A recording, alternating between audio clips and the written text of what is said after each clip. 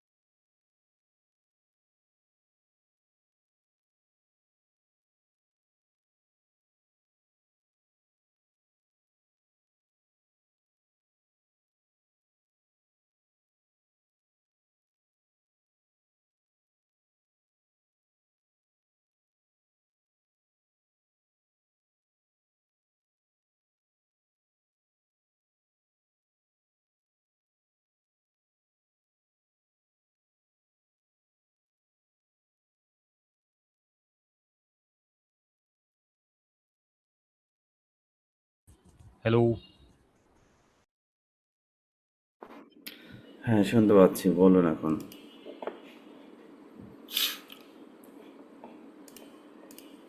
ওকে, আমার কথা কি ক্লিয়ারলি শুনতে পাচ্ছেন আপনারা সবাই?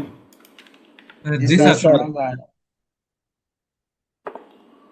ওকে। অ্যাটেন্ডেন্স যারা যারা পূরণ করেননি, দ্রুত অ্যাটেন্ডেন্সটা কমপ্লিট করেন। আচ্ছা, আমাদের আগের ক্লাসে টপিক শেষ, এখন আমরা নতুন একটা টপিকের বিষয় নিয়ে আলোচনা করব আপনাদের সঙ্গে। অলরেডি আপনাদের সাথে আহ, বিষয়টা শেয়ার করছি যে আমরা ওয়ান পেজ এসইও টেকনিকের বিষয়গুলো নিয়ে আমরা একটা আলোচনা করব। আমি কিন্তু আপনাদেরকে একটা সাইট দিছিলাম, মনে আছে এসইওর জন্য? একটু মনে করেন তো দেখি, দিছিলাম কিনা একটু বলেন স্যার দেখি। আপনার সাউন্ডটা একটু কম আছে। কেন, আমার কথা কি শুনতে পাচ্ছেন না আপনারা বাকিরা যারা আছেন? ঠিক আছে স্যার, সাউন্ড জি ঠিক আছে। স্যার, শুনতে পাচ্ছি। শোনা যাচ্ছে তো। শোনা যাচ্ছে, সাউন্ডটা সাউন্ড কম আসে। কম। আচ্ছা ক্লিয়ার ঠিক শোনা আছে, যাচ্ছে স্যার। এখন ক্লিয়ার শোনা যাচ্ছে? জি স্যার। ওকে, ঠিক আছে। আমি আপনাদেরকে এসইও শেখার জন্য, না এটা একটা বিরক্তকর, কারণ আইডিগুলো আগে ব্লক মারে দেই আগে, কিছু আইডি। এসইও শেখানোর জন্য যে আমি আপনাদেরকে একটা ওয়েবসাইট দিয়েছিলাম, মনে আছে? সে সাইটটা কি বলতে পারবেন দেখি? সরি, বুঝতে পারিনি, আবার একটু বলবেন? ব্যাকলিঙ্কও সিমারেস আর সেমরাস র্যাঙ্ক ম্যাথ। না, একজন মাত্র রাইট অ্যান্সার দিতে পারছেন, সেটা হচ্ছে ব্যাকলিঙ্কো.com সাইটটা। ব্যাকলিঙ্কো.com সাইটটা এক্স্যাক্টলি কী বা কেন বা কী কারণে দিলাম, এটার পিছনে তো একটা হিস্ট্রি আছে। আপনারা তো রিসার্চ করেননি। যদি রিসার্চ করতেন তাহলে জিনিসটা আপনাদের জন্য আরও বেটার হইতো, সব থেকে বেশি কার্যকর আর কি। আমরা আজকে যে এসইও টেকনিকটা শিখবো বা এসইও টেকনিকের মূলত যে বিষয়গুলো, আমারই কোনো প্যারাদায়ক কোনো কিছুই না। আমি আপনাদেরকে সাইটটা আবার দিয়ে দিচ্ছি। এই সাইটটা নিয়ে আপনারা বাসায় একটু যদি রিসার্চ করেন তাহলে আপনাদের জন্য বেটার। আর যদি মনে করেন শুধু ক্লাস পর্যন্ত সীমাবদ্ধতা থাকবে তাহলে আপনাদের কোনোভাবে আপনারা এসইওটাকে কমপ্লিটলি করতে পারবেন না। আর এসইও কমপ্লিট যদি না করতে পারেন অনলাইন সেক্টরে আপনি কোনো কিছুই করতে পারবেন না, এইটা অবশ্যই আপনার মাথায় রাখি। আচ্ছা, আমি আপনাদেরকে সাইটটা একটু দিয়ে নেই, সেটা হচ্ছে ব্যাকলিঙ্ক।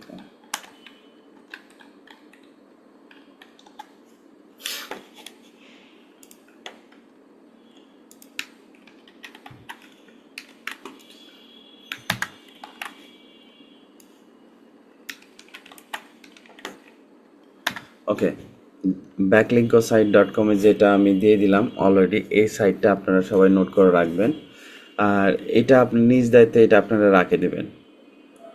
আমি যদি আপনাদেরকে কয়েকটা বিষয় একটু দেখাই।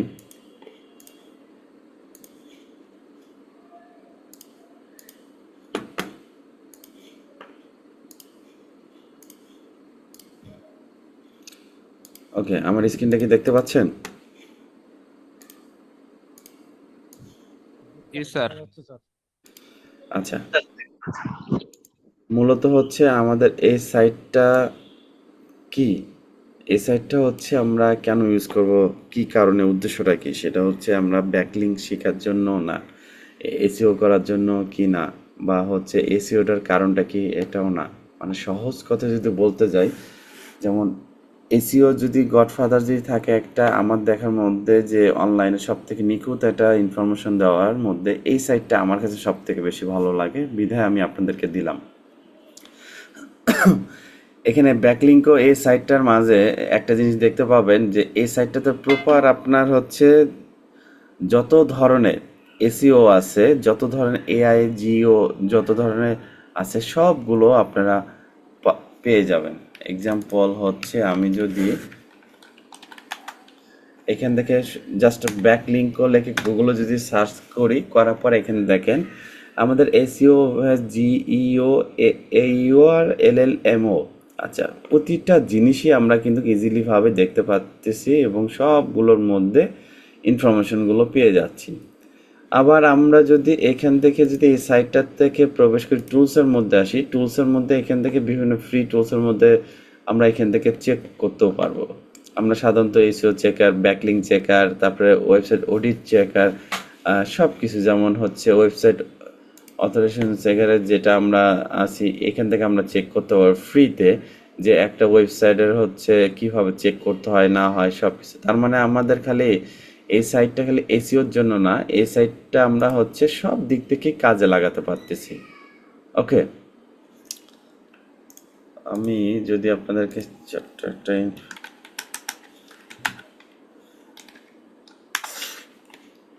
আচ্ছা, আমি জাস্ট এখান থেকে একটা ওয়েবসাইট দেই, আমি এখন চেক দেই এক্স্যাক্টলি হচ্ছে ফ্রি ওয়েবসাইট ট্রাফিক চেকার দিয়ে যদি কাজ করে কিনা। যদি আমরা একটু কন্টিনিউ করি,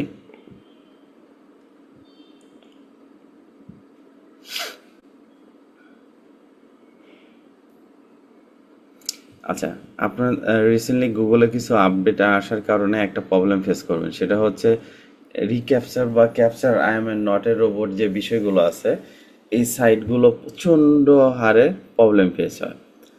এখানে দেখেন আমাদের ফ্রিতে আমরা অনেক রেজাল্ট পাচ্ছি খুব সুন্দরভাবে। ভিজিটর হচ্ছে আহ, প্রায় 230K প্লাস আছে। পেজ ভিজিট হচ্ছে প্রায় 6.60। অ্যাভারেজ ডিউরেশন হচ্ছে এক একজন হচ্ছে কত মিনিট ধরে এখান থেকে থাকতেছে। বাউন্স রেট কম বেশি এখানে আছে। তারপর অর্গানিক ট্রাফিক সার্চ কতগুলো এবং ট্রাফিক ভ্যালু একটা কিন্তু আমরা কিন্তু পাচ্ছি ফ্রিতে। মোটামুটি আমরা ভালো কিন্তু এখান থেকে তথ্য পাচ্ছি। এবং টপ র্যাঙ্কিং কিওয়ার্ডগুলো কী কী আছে? E learning and earning, e learning and earning limited এবং ই লার্নিং আর্নিং এটা দেওয়া আছে এবং সেগুলোরও হচ্ছে সুন্দরভাবে। আর তার মধ্যে টপ পেজগুলোর মধ্যে কোনগুলো বেশি সার্চ বা কাজ করে, যে ই লার্নিং আর্নিং হোম পেজটা একটা আছে, ফ্রি কোর্স বিষয় নিয়ে একটা আছে, আর অ্যাবাউট সেকশন এই লার্নিংয়ের যত মেন্টর আছে বা ম্যানেজমেন্টের লোক আছে সব অ্যাবাউট সেকশনে আছে। এইভাবে হচ্ছে টোটালে হচ্ছে আপনার পাওয়া যাচ্ছে। আমরা একটা জিনিস দেখে কনফার্ম হইলাম যে শুধু ব্যাকলিঙ্কো সাইটটা আমাদের মূলত আপনার এসইও শেখায় না। এখানে কিন্তু আমাদের বিভিন্ন টেমপ্লেট আছে। টেমপ্লেট বলতে টুলসের মধ্যে থেকে আমরা বিভিন্ন ধরনের কাজগুলো করতে পারতেছি। এআই এসইও টুলস আছে, তারপর লোকাল এসইও টুলস আছে, মানে প্রতিটা জিনিসই আমরা কিন্তু সব কিছু কাজগুলো করতে পারতেছি বা বুঝতে পারতেছি। এবং হচ্ছে লোকাল এসইও সম্পর্কে কি কি ধারণা লাগবে সব কিছু। এবং আগের ক্লাসে বা কোনো একটা ক্লাসে আমি আপনাদেরকে বলছিলাম, যারা ইংলিশে দুর্বল আছেন, ইংলিশে বুঝতেছেন না, তারা যে কাজটা করতে পারবেন, রাইট বাটন ক্লিক করে বাংলা ট্রান্সলেট করে নিয়ে নেবেন। নিয়ে আপনার মতন করে হচ্ছে সুন্দরভাবে জিনিসটাকে আপনার নিজের মতন পড়ে নিতে পারবেন এবং সুন্দরভাবে বিষয়গুলো ক্লিয়ার হতে পারবেন। আশা করি আমার কথাগুলো ক্লিয়ারলি আপনারা বুঝতে পারছেন। এমন কেউ আছেন যে কনফিউশন বা বুঝতে পারেননি এরকম?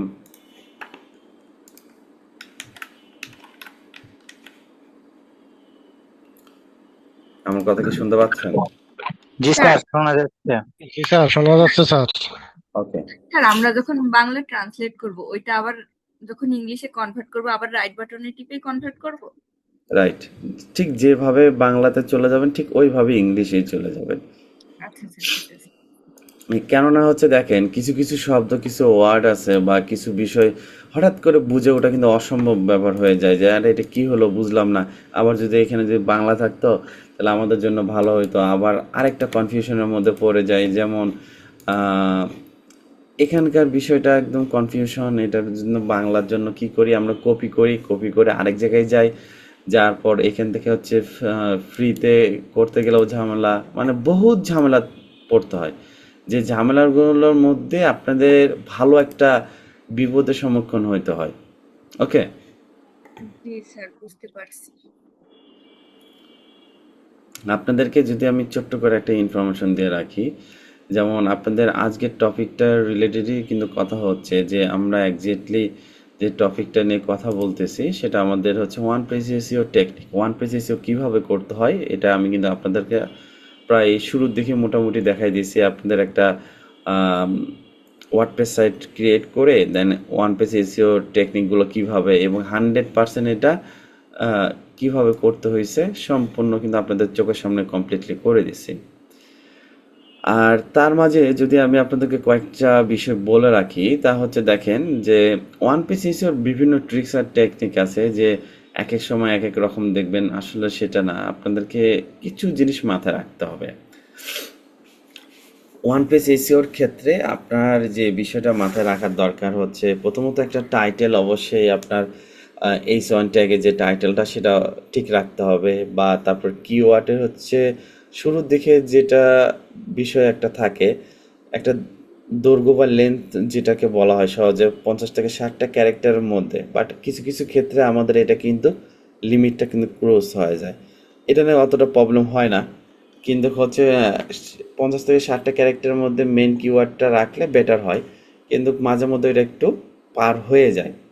আর একটা বিষয় হচ্ছে পেজ এসইওর ক্ষেত্রে যখন আপনি একটা কন্টেন্ট লিখবেন, সেই কন্টেন্টটাকে আপনার হচ্ছে ডিসক্রিপশনের মধ্যে যেটাকে বলা হয় মেটা ডিসক্রিপশন, এটা অবশ্যই আপনারা দেখছেন বা শুনছেন।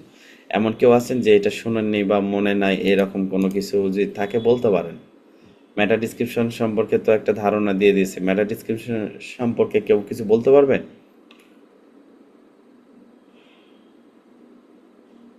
হ্যালো?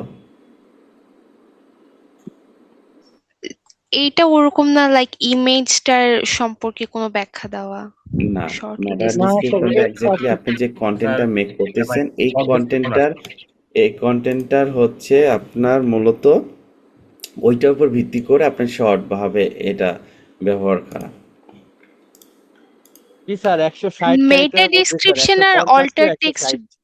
দুইটা কি আলাদা তাহলে? হ্যাঁ, হ্যাঁ। স্যার 150 থেকে 160 নাকি 155 থেকে 160 স্যার? 50 শোনা যায়, 55 না যায় মানে। স্যার মেটা ডিসক্রিপশন স্যার। হ্যাঁ হ্যাঁ রে ভাই, দেখেন এখানে আমরা যদি হচ্ছে এই ইমেজটাকে একটু যদি দেখি, আচ্ছা এটা একটু লোড নেই। এক্স্যাক্টলি মেটা ডিসক্রিপশনটা কি আমি আপনাদেরকে হচ্ছে ক্লিয়ার করে দিয়েছিলাম অন পেজ এসিও। এখানে দেখেন, এখানে target keyword as a value position এবং কল টু অ্যাকশনের বিষয়টা এখান থেকে আসে, যে এখান থেকে আমাদের দ্য মেটা ডিসক্রিপশন হচ্ছে ফর্মুলাটা কিভাবে ইউজ হয় বিষয়টা। আপনারা যখন আপনাদেরকে ওয়ান পেজ এসিওতে যখন দেখাইছিলাম একটা মেটা ডিসক্রিপশনে কি করতে হয়, একটা প্রথমত আমাদের টাইটেল থাকতে হয়, আর একটা যেটা হচ্ছে 2 লাইনের মধ্যে আমাদের একটা 150 থেকে 160 বা 165 বা 160-ই যথেষ্ট। তাহলে হয় কি, যদি আমরা 160-এর জায়গায় 200-300 ওয়ার্ডে যদিও আমরা মানে ক্যারেক্টার দিয়ে যদি লিখি, তাহলে আমাদের এখানে এই কর্নারে মূল লেখা থাকবে। তাহলে এইটা নিয়ে এই সমস্যাটা হয়ে যাবে। আপনাকে মূল যে হচ্ছে টার্গেট যে কিওয়ার্ডটা, সে টার্গেট কিওয়ার্ডটাকে ফোকাস করে রাখে, এবং তারপর ভ্যালু পজিশনটা যেটা আছে, সে ভ্যালু পজিশনটা হচ্ছে এটা কি, যে এই মেটা ডিসক্রিপশনটা আসলে কেন ইউজ করার দরকার। আমরা যে গুগলে যখন কোনো কিছু একটা সার্চ করি, যেমন এক্সাম্পল আমি একটু যদি দেখাই, এখান থেকে দেখেন জাস্ট এক্সাম্পল হিসাবে এখান থেকে বলা আছে কি, এখান থেকে একটু মার্ক করি আপনাদের জন্য একটু ভালো হবে।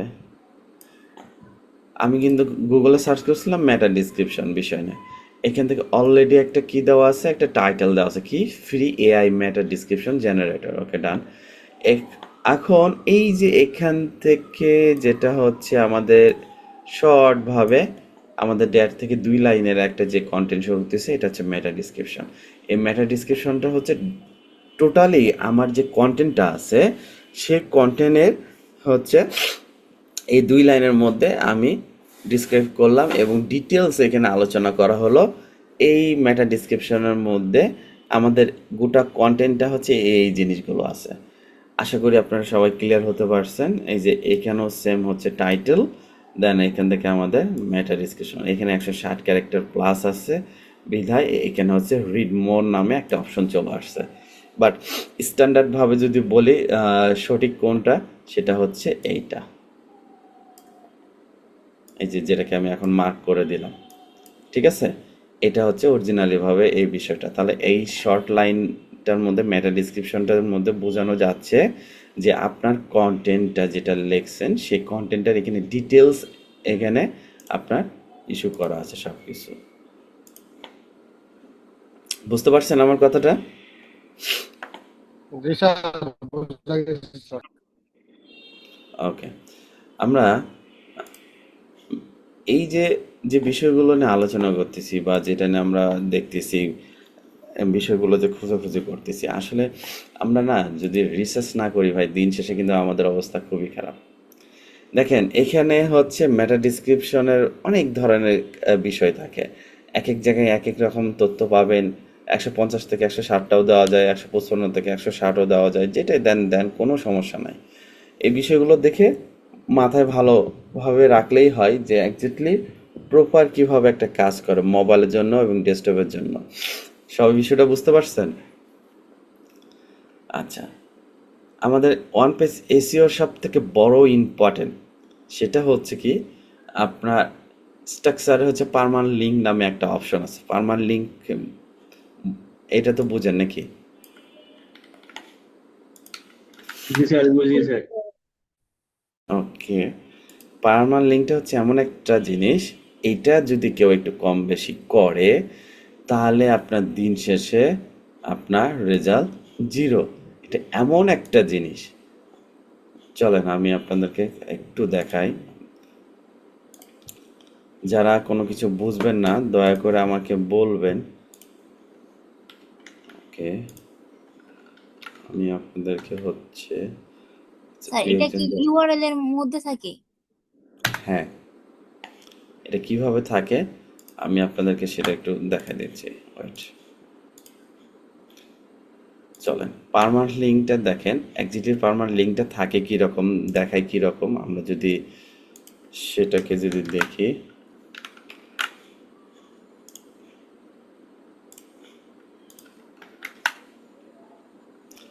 আচ্ছা, এই স্ক্রিনটা দেখে একটু ভালো মতন একটু তাকান যে এটা পার্মানেন্ট লিঙ্ক। এটা আসলে কেউ বলতে পারবেন এই ডিজাইনটা কোথাও দেখছিলেন আপনারা?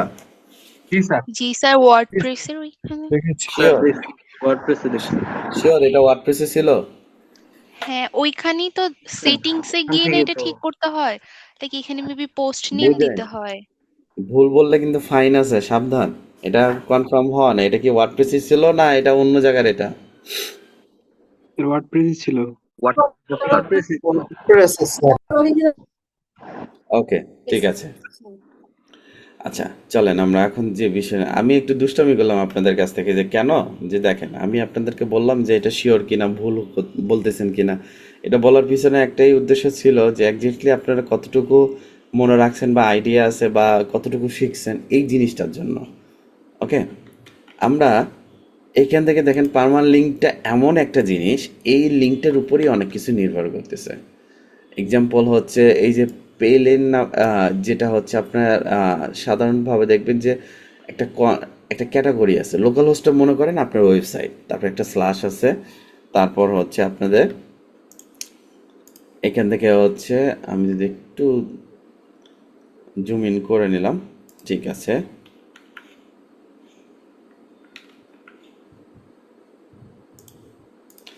আচ্ছা, এখান থেকে আমরা যদি এই লিঙ্কের আন্ডারে থাকি, গুগলকে কিন্তু হচ্ছে আমরা চিনাতে আমাদের জন্য কষ্ট হবে। কেন? জাস্ট ক্যাটাগরি ওয়ার্ডপ্রেস আছে, বাট আমার কোশ্চেন এখান থেকে কোশ্চেনের পর এই যে পি দিয়ে 1 2 3 থাকতেছে এক্সাম্পল হিসাবে। তার মানে এই আমাদের পার্মানেন্ট লিঙ্কের দিক থেকে যদি আমরা বলতে চাই প্রপার, কিন্তু আমাদের কাজ করবে না। দেখবেন যে অনেক নিউজ পোর্টালে এখনও এই পার্মানেন্ট লিঙ্ক ঠিক করা নাই। নিউজ পোর্টালে যখন কোনো একটা লিঙ্ক শেয়ার করবেন তখন খালি দেখবেন যে হচ্ছে আপনার ডোমেইনের পর এরকম প্রশ্নবোধক চিহ্নতে পি দিয়ে আপনার এমন কিছু সংখ্যা থাকে যে সংখ্যার কোনো লিমিটেশন থাকে না। সেটা পার্মানেন্ট লিঙ্কটা ঠিক করা নাই বিধায়। আরেকটা যেটা সব থেকে ইম্পর্টেন্ট আপনাদেরকে যে বিষয়টা বলা হচ্ছে যে পোস্ট নেম, এই হচ্ছে পার্মানেন্ট লিঙ্কটা আপনাকে এইটা ঠিক রাখতে হবে। পোস্ট নেমটা কেন ভাই? আপনি যে ধরেন পার্মানেন্ট লিঙ্ক স্ট্রাকচার নিয়ে একটা কন্টেন্ট লিখতেছেন, এটা আপনার টাইটেল। এক্সাম্পল ধরেন এটা আপনার হচ্ছে টাইটেল। এই টাইটেলটা হচ্ছে যখন আপনি কন্টেন্ট লিখবেন, মানুষ তো সার্চ করবে গুগলে কি পার্মানেন্ট লিঙ্ক স্ট্রাকচারটা আসলে কি, হোয়াট ইজ পার্মানেন্ট লিঙ্ক।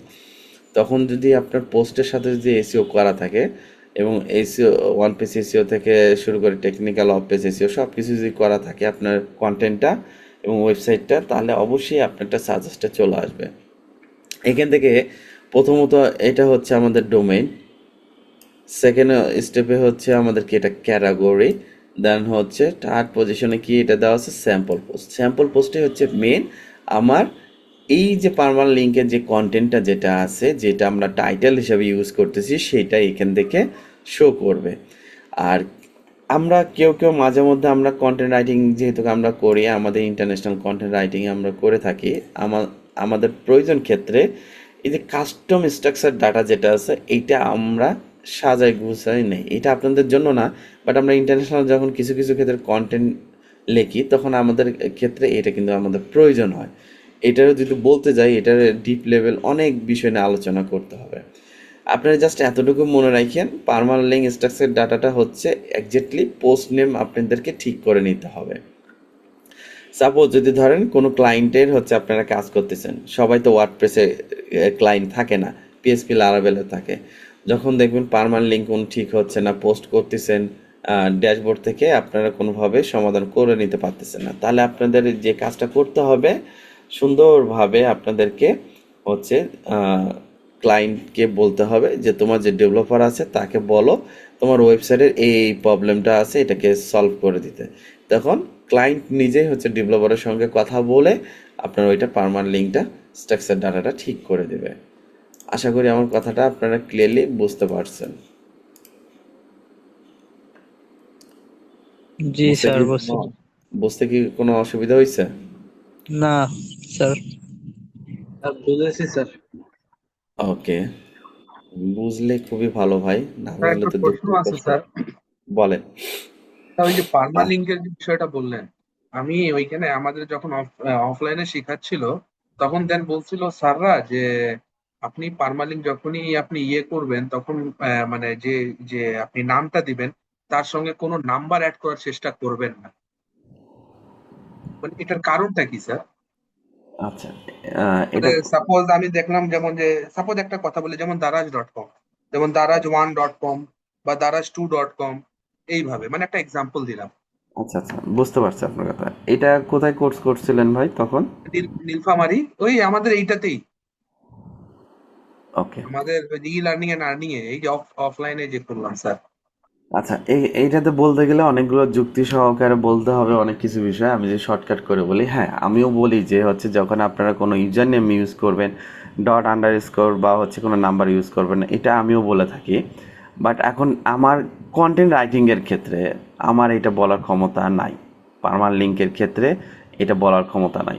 কিছু কিছু ক্ষেত্রে কিছু ট্রিক্স বা কিছু বিষয় আছে। আচ্ছা দেখি আমি ওয়েবসাইট, কোনো একটা ওয়েবসাইট লগ ইন করা যায় কিনা আমি দেখতেছি।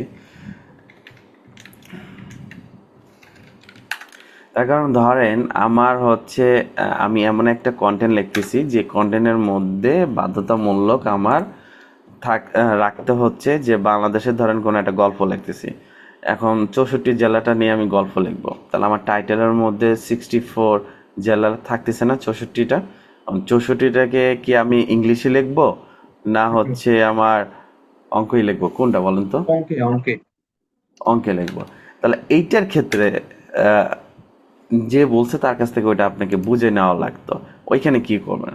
আচ্ছা, এখানে আরো কিছু যুক্তি আছে, আমি কিছু বলি, দাঁড়ান কথাগুলো সর্বশেষ হোক তারপরে বিষয়গুলো বলিয়েন।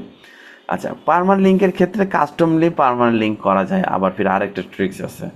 যখন আমরা পার্মানেন্ট লিঙ্ক করি, ধরেন আপনার হচ্ছে 1 2 3 4 5 6 যে কোনো একটা সংখ্যা অলরেডি আপনার পোস্টের মধ্যে আছে, তাই না?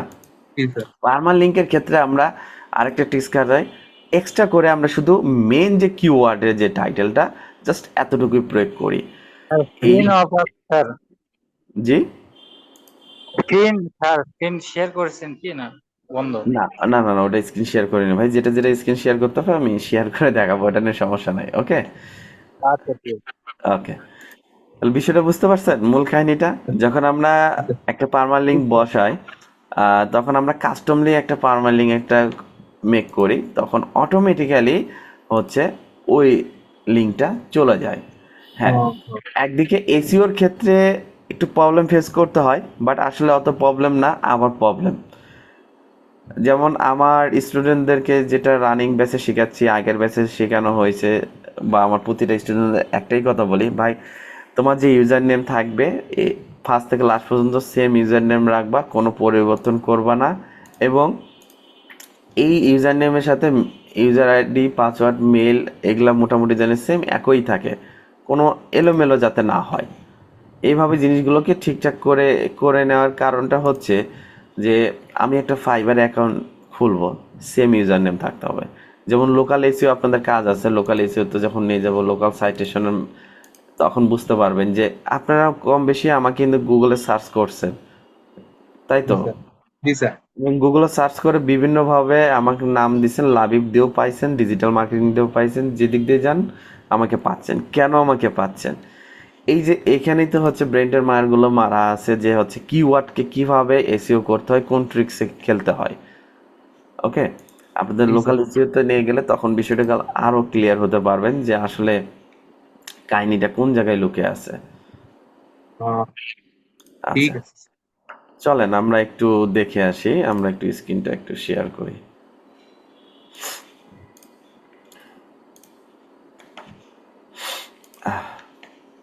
ওকে, স্ক্রিনটা দেখতে পাচ্ছেন?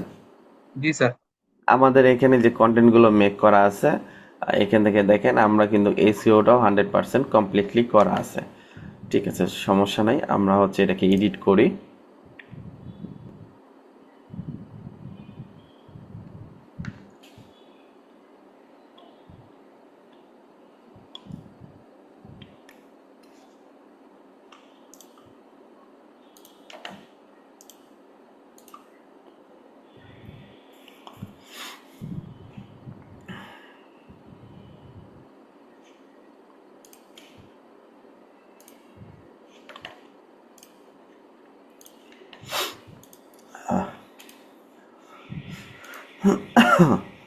আচ্ছা, এখন দেখতে পাচ্ছেন আমার স্ক্রিনটা? জি স্যার। জি দেখি। ওকে, দেখেন আমি সর্বপ্রথম আগে একটা জিনিস দেখাই। এখান থেকে আমি কিন্তু আপনাদেরকে একটা জিনিস দেখাইছিলাম যে 100% এসইও করতে যা কিছু লাগে আমি কিন্তু আমার যেটা দরকার সেটা কিন্তু আমি করে ফেলছি। আচ্ছা, এখন আমাদের মূল যে বিষয়টা,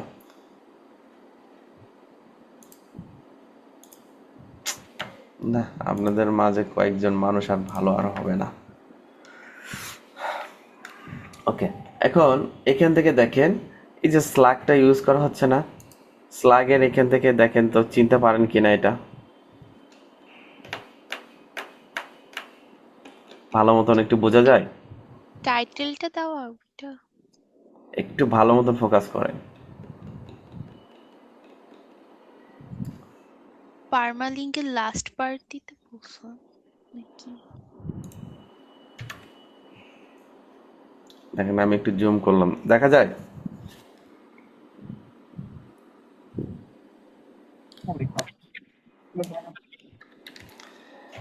আপনাদের মাঝে বলি, আপনাদের মাঝে কিছু স্টুডেন্ট আছে যেটা কিছু কিছু মুখে আসতেছে, কিছু বলতে পারতেছি না আপনাদেরকে, আর বলার মতন আমার ভাষা নাই। আচ্ছা, এখান থেকে এই স্লাগটা কেন ইউজ করা হচ্ছে পার্মানেন্ট লিঙ্কের ক্ষেত্রে? এখান দেখেন customize last part of the permanent লিঙ্কের এখান থেকে আমরা এখান থেকে আমরা যে কন্টেন্টটা লিখছিলাম মেন যে কিওয়ার্ডটাকে সেটাকে আমরা ইউজ করছি। ওকে, আমাদের ওয়েবসাইটের অ্যাড্রেসের পরেই কিন্তু আমাদের এটা আছে। যদি আমরা এই লিঙ্কটা যদি ওপেন করি, ভালো মতন একটু ফোকাস করিয়ে, আমি আপনাদেরকে একটা নোটপ্যাডে একটু ওপেন করি, ওপেন করলে বিষয়টা আরও একটু ক্লিয়ার হয়ে যাবে।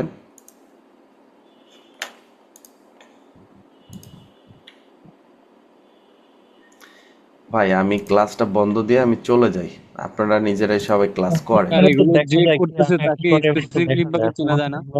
ভাই কয়জনকে বন্ধ করবো? বন্ধ করতে করতে না আমার বিরক্ত আসে গেছে, একদম অসহ্য একজন, খালি সম্মানটা টিকে রাখার জন্য চুপচাপ আছি, নাহলে এতক্ষণ বুঝতো আর কি। যাই হোক, বাদ দেন, মানুষ আর জীবনও ভালো হবে না। এখান থেকে দেখেন আমার একটা লিঙ্ক দেওয়া আছে, আমি লিঙ্কটাকে একটু সেন্টার পয়েন্টে নিয়ে আসি, দেখতে পাচ্ছেন? স্যার। এখান থেকে আমরা হচ্ছে এটা ফ্রিতে একটা সাইট মেক করছি বিধায় আমাদের এখান থেকে এটা হচ্ছে আমাদের মেন ডোমেন। ওকে, মেন ডোমেনের পর থাকার কথা ছিল কি, আমাদের একটা ক্যাটাগরি থাকার কথা ছিল, যেখানে 2026 আছে সেখানে ক্যাটাগরিটা শো করার কথা ছিল। বাট এইটা ক্যাটাগরি না আসে, এটা আসার পিছনে কারণ আমরা ফ্রিতে যে প্যান্থনদাতা আয়তে যেহেতু সাইটটা করছি বিধায় এই প্রবলেমটা এখান থেকেই ফোকাস করতেছে।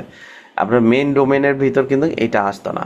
এবং এই যে স্ল্যাশের পরে যে ওয়ান পেজ এসইও নিয়ে যে স্লাগ যেটা ইউজ করছিলাম, যেটাকে পার্মানেন্ট লিঙ্ক হিসেবে, এইটাই হচ্ছে সেই জিনিসটা।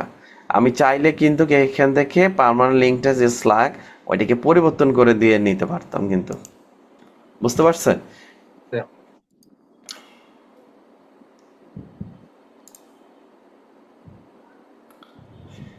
আচ্ছা, সবার উদ্দেশ্যে একটা কথা বলি ভাই, মানুষ এতটা খারাপ হয় কিভাবে? স্যার বুঝি ডিস্টার্ব না। করে বন্ধু? মাঝে মধ্যে স্ক্রিনে কি হচ্ছে দেখতেছেন কিছু? জি স্যার, এটা তো মাঝে মধ্যে স্যার বন্ধ হয়ে যাচ্ছে স্ক্রিন। স্যার এগুলো কারা ইস, করতেছে বুঝলাম না স্যার। ভাই বলতে বলতে আমি একদম কোন দিন জানি দেখবেন যে আমি হচ্ছে ক্লাস নেওয়াই বন্ধ করে দেব। আচ্ছা যাই হোক, চলেন। স্যার এক সপ্তাহ বন্ধ রাখেন স্যার, তাহলে ঠিক হইব স্যার। বুঝতে যারা পেরেছি। যারা করতেছে ওদের একেবারে ভালো। আচ্ছা এখন দম দেন আগে। আচ্ছা আমরা স্যার ওদেরকে কিছু মিষ্টি ভাষায় উপাধি দিতে পারেন, হয়তো বা এটা মানে আচ্ছা ভালো আচ্ছা হবে। দম নেন দম নেন দম নেন। আচ্ছা আমরা একটু হচ্ছে আমাদের কন্টেন্টটাতে ক্লাস করা মুশকিল স্যার। ভাই একটু সাইলেন্ট হন প্লিজ। এখান থেকে আমরা দেখেন মেটা বক্সটা যদি ওপেন করি ওয়ান পিস এসিওর এই যে এখানে দেখেন আমরা কিন্তু ওয়ান পিস এসিও ফোকাস কি ফ্রেজটা ইউজ করছিলাম মনে আছে? যে এখান থেকে যেটা দেখেন এখান থেকে এখন যেটা দেখো ওই যে মেটা ডিসক্রিপশনের যে বিষয়টা মনে আছে? একটু আগে হচ্ছে গুগল থেকে আমি আপনাদেরকে দেখালাম এই যে জি ভ্যালুটা, স্যার। এটা সেম জিনিসটা এখানে আছে কিনা। আমরা যখন একটা কন্টেন্ট মেক করি সেই কন্টেন্টটাকে প্রকাশে নিয়ে আসি তখন হচ্ছে এটা এসইও টাইটেল এটা ঠিক আছে। এই যে স্লাগটা হচ্ছে এমন একটা জিনিস, এটার উপরে আমি ভাই আপনাদের ক্লাস নেব না, আপনারা থাকেন। এতটা স্যার ক্লাস নেওয়ার এনার্জিটাই নষ্ট করে ফেলছে।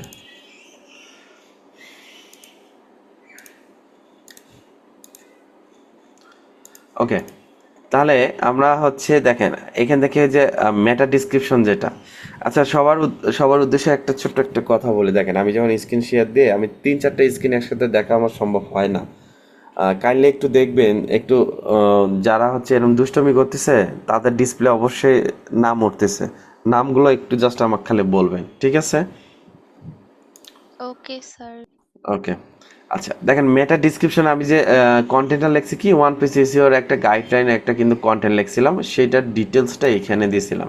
যেটা আমি আপনাদেরকে হচ্ছে এই যে এখানে যে ভ্যালু পজিশন যে আমাদের মেন কিওয়ার্ডটা নিয়ে যেটাকে টার্গেটেড ডিসক্রিপশন যেটা মেটা ডিসক্রিপশন যেটা বুঝাইলাম সেই জিনিসটা হচ্ছে এটা। এখান থেকে আমরা দেখতে পারবো যে ডেস্কটপ মোডে কীরকম দেখাবে আর মোবাইল মোডে হচ্ছে কীরকম দেখাবে, এবং সুন্দরভাবে আমাদের ইমেজটা সব ক্লিয়ারলি ডিটেলস দেখাচ্ছে।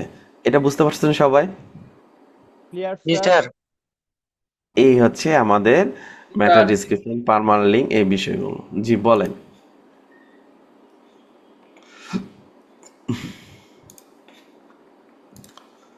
আচ্ছা, এবং আমাদের সবচেয়ে বড় ইম্পর্টেন্ট বিষয় H1 H2 H3 tag structure, এটা এমন একটা বিষয় যে এই জিনিসটাকে যদি কেউ ভাই একটু যদি ভুলবশত মিস করেন মারাত্মক ধরনের বড়সড় ধরনের একটা ক্ষতি হবে। কীরকম ক্ষতি হবে?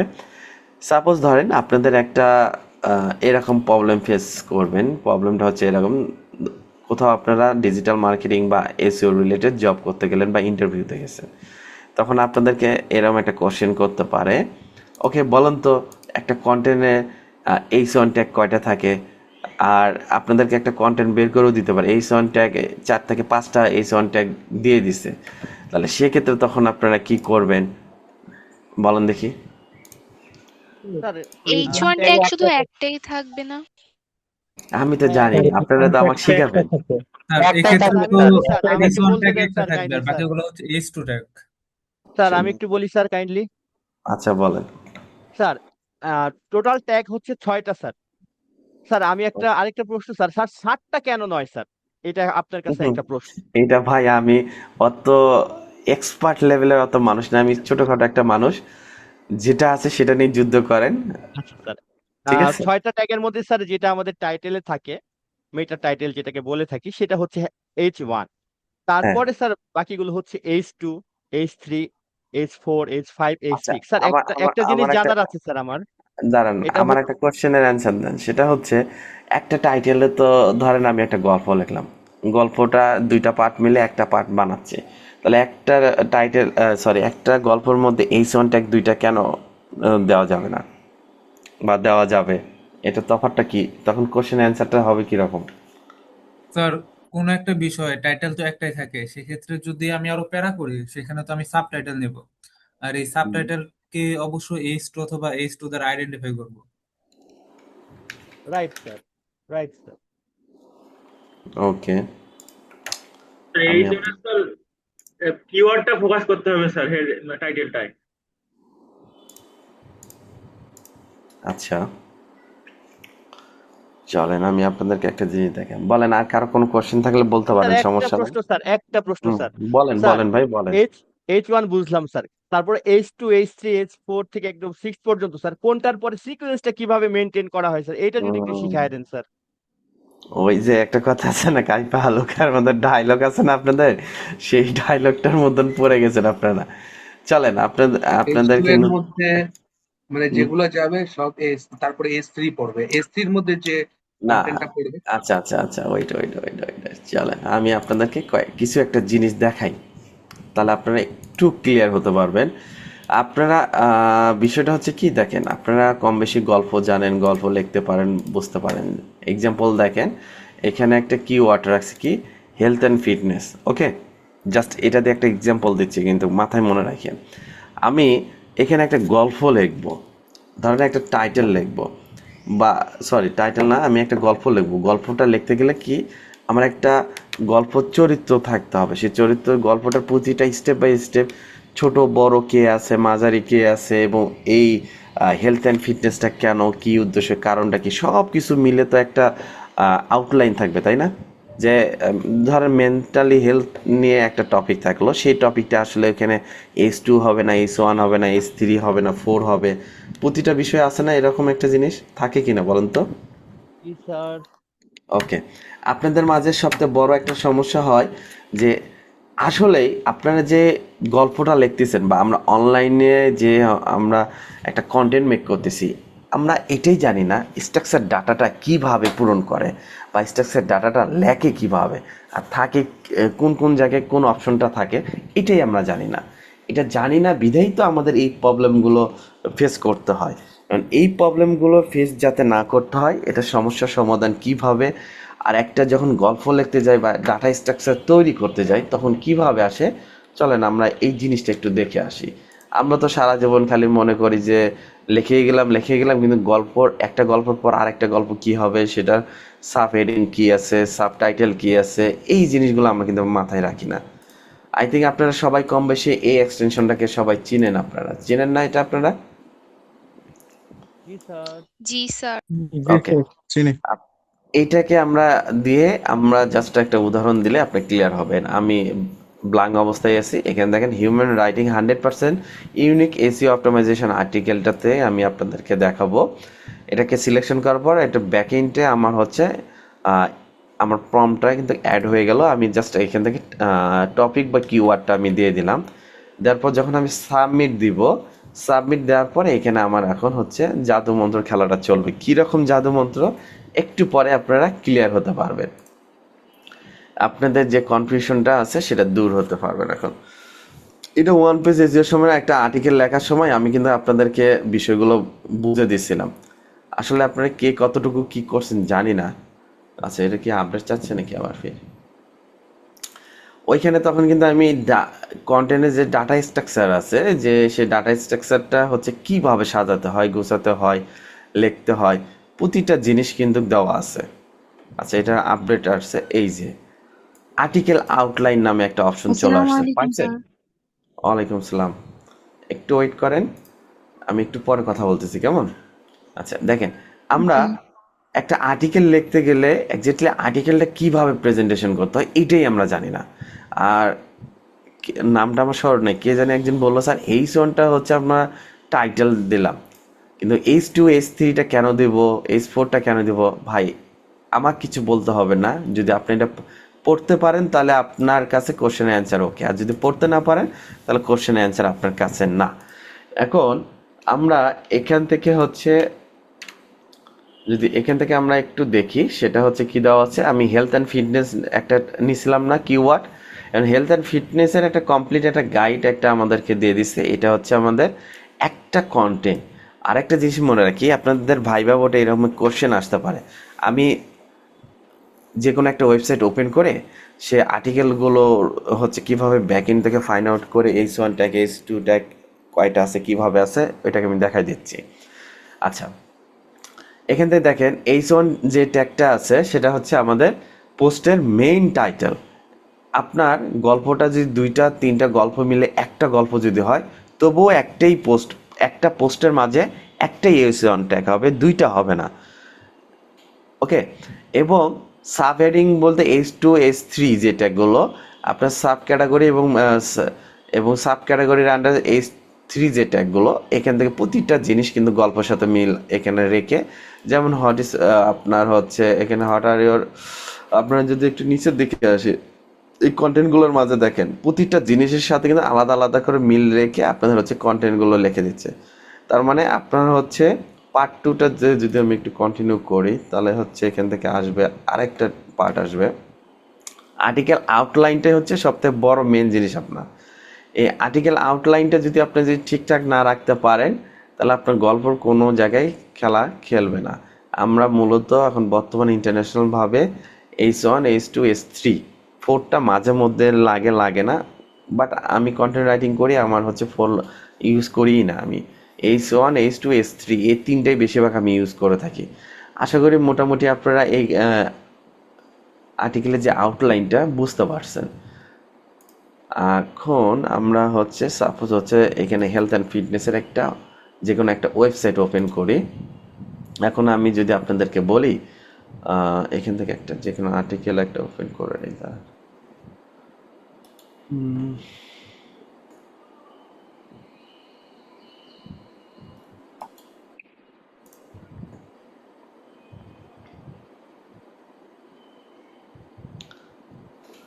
আচ্ছা, বলেন তো, যদি আপনাকে বলা হয় বা আপনার ভাই বাবুটা যদি বলা হয় যে বলেন তো দেখি যে হচ্ছে এই জায়গাটুকুর মধ্যে H1 ট্যাগ আছে কিনা, H2 ট্যাগ আছে কিনা, H3 ট্যাগ আছে কিনা, আপনি কিভাবে ধরতে পারবেন? আর এইটার হচ্ছে কি ট্যাগ দেওয়া আছে কন্টেন্টটাকে, তখন কিভাবে ফাইন্ড আউট করবেন? এখানে তো স্যার H1 ট্যাগ একটা, H2 ট্যাগ, এটা প্যারাগ্রাফ ট্যাগ। ভাই আমি আমার কোশ্চেনটা হয়তো বুঝাতে পারিনি, আবার বলি। আপনার ওখানে মুখস্থ বিদ্যা নেবেন, আপনাকে প্র্যাকটিক্যালি দেখাতে হবে। সেটার ক্ষেত্রে কি করবেন? স্যার এখানে একটা H1 ট্যাগ ব্যবহার করা হয়েছে যেটা হেডলাইনে, আর বাকিটা হচ্ছে প্যারাগ্রাফ ব্যবহার করা হয়েছে। রাইট ক্লিক করে ইন্সপেক্টে যাব স্যার, তারপর স্যার ওখান থেকে দেখব। রাইট, আমি এই কথাটাই বোঝাতে চাচ্ছিলাম, প্র্যাকটিক্যালের কথা বলছি। আচ্ছা যাই হোক, সমস্যা নাই, আমরা যেহেতু শিখতে আসছি ভুল হবে এটা মাথায় রেখে লাভ নাই। চলেন, সবাই কি জানেন যে এটা H1 ট্যাগ না এটা প্যারাগ্রাফ ট্যাগ কিনা? এটা তো জানেন না, তাই না? চলেন আমরা যদি কিবোর্ড থেকে যাই, কিবোর্ড থেকে শর্টকাট হচ্ছে কন্ট্রোল শিফট সি প্রেস করলে আপনাদের চলে আসবে। আচ্ছা, একটা মিনিট।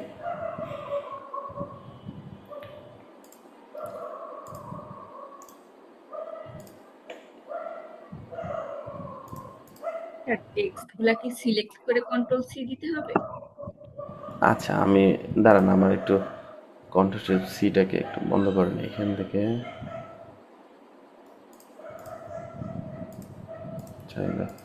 আচ্ছা, ওকে, এখন এখানে দেখেন আমরা সরাসরি যে শর্টকাট ট্রিক্স টেকনিকটা হচ্ছে কি, আপনারা যে ভাইবা ভোটে যান বা যেখানে যাবেন, যে কোনো স্যার যদি বলে যে ঠিক আছে আমাকে বলেন তো এই কন্টেন্টের মধ্যে কোন কোন ট্যাগ আছে বা কি ট্যাগ আছে আমাকে একটু প্রুভ করে দেখান তো। আমরা সবাই জানি যে হচ্ছে রাইট বাটন ক্লিক করব, এই বক্সটার মধ্যে যে কোনো জায়গায় রাইট বাটন ক্লিক করব, ইনস্পেক্টে যাওয়ার পর এখান থেকে আমরা বের করব। বাট আপনাদেরকে একটা ট্রিক্স শিখাই দিই, ভাইবা ভোটে যান বা যেখানে যান বা কেউ একটা জিনিস জানতে চাচ্ছে, আপনার হচ্ছে ইউনিক কাজ সবসময় করার একটু চেষ্টা করবেন। তাহলে এমন ইউনিক করতে যা নিজেকে, ওই যে কথায় আছে না, আপনার বয়স হচ্ছে এখন 40-50 চলতেছে, আপনি যদি এখন ইয়ং জেনারেশনের হচ্ছে 18-20-22-এর হচ্ছে মানুষ যে ধরনের পোশাক পরে আর কি, এই পোশাকটা পরে যদি চলেন তাহলে কি আপনার সাথে মিল খাবে? বলেন, আমার কথার মানেটা কি বুঝতে পারছেন? এই জিনিসগুলো আপনাকে মাথায় রাখতে হবে। তাহলে শর্টকাট ভাবে যখন কাজ করবেন, আপনার পাশে যিনি থাকবে বা আপনাকে যে বলতেছে যে এই জিনিসটা আমাকে বুঝে দেন বা একটু বলেন দেখি আপনারা পারেন কিনা আমাকে এটা পরীক্ষামূলক।